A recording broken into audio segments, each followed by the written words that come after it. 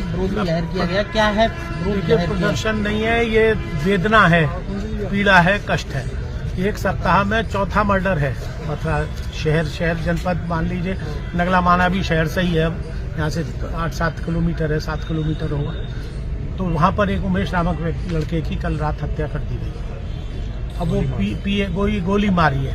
अभी लोटस में 4-5 दिन पहले मैं उस शादी में मौजूद था, मैं था, पूरण प्रकाश थे, श्याम बहेरिया थे, हम सब लोग थे। वो यहीं से BSA रोड से ही बारात गई थी और वहाँ पी खा के वहाँ भी गोली मार दी। वो स्पॉट पे ही मर गया, ये भी स्पॉट पे मर गया। एक गोपाल नगर में परसों मर्डर हुआ है, परसों।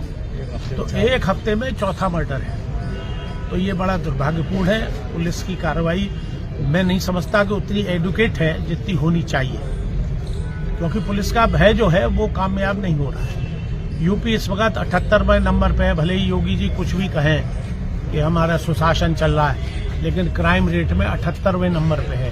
ये मीडिया मैनेजमेंट जो चल रहा है ना कि साहब ये क्राइम कम हो गया और वो हो गया, हो सकता है गुंडे बदमाश बुलडोजर के डर से भाग गए हो यूपी छोड़ के, लेकिन क्राइम में कमी नहीं आई। लाइसेंसी बंदूकें हैं, पिस्टल हैं, उनसे फायर हो रहे हैं, गैर लाइसेंसी हथियारों से फायर हो रहे हैं। गश्त एक तो खत्म हो गई।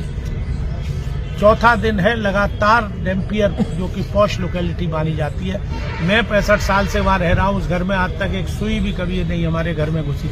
मेरे घर में परसों चोर घुस गए। गर्ग रेडीमेड वाले के यहाँ, विजय गर्ग के यहाँ चोर घुस गए। शोरे वालों के यहाँ अलका गोयल सो रही थी, विडो लेडी है, उनके घर में चोर घुस गए।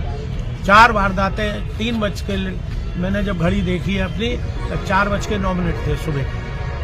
तो ये क्राइम भी हो रहा है और ये चोरी की वारदातें भी। जाड़े आ गए, लंबी रातें हैं, उन्हें मालूम है कि सुबह की होन में नींद गहरी सोता है आदमी, तो इत्तेफाक से मेरी आंख खुल गई। कारण मान रहे हैं कुंवर साहब? अगर बात अब देखिए, मान तो अब हो सकता है पी खा के कोई रंजिश रही हो पुरानी, या पृष्ठभूमि अभी सामने नहीं है। परिवार के तो कह रहे हैं कोई रंजिश नहीं थी।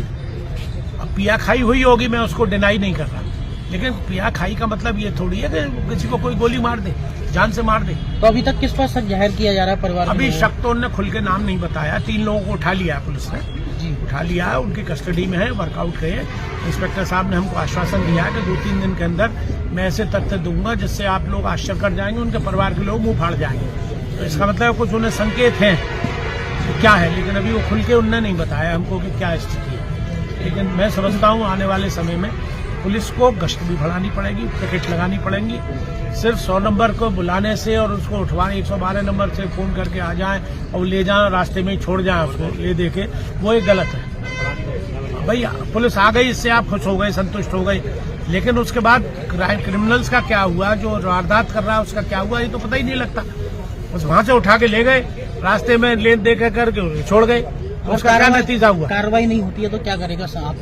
नहीं भी नहीं हुई तो आंदोलन होगा, हाईवे जाम होगा, पुलिस SSP के उस पर प्रदर्शन होगा। कार्रवाई क्यों नहीं होगी भाई? कार्रवाई होगी, बिल्कुल होगी। उन्हीं तो 24 घंटे के अंदर ये राज खुलना चाहिए।